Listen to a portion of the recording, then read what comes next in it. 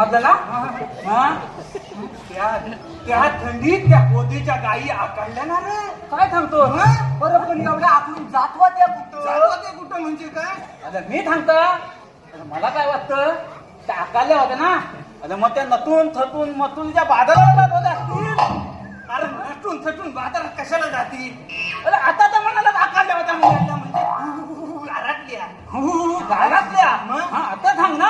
पुढे काय घरातल्या अभि आली. काय सांगतो अभि आली मला हाक मारला.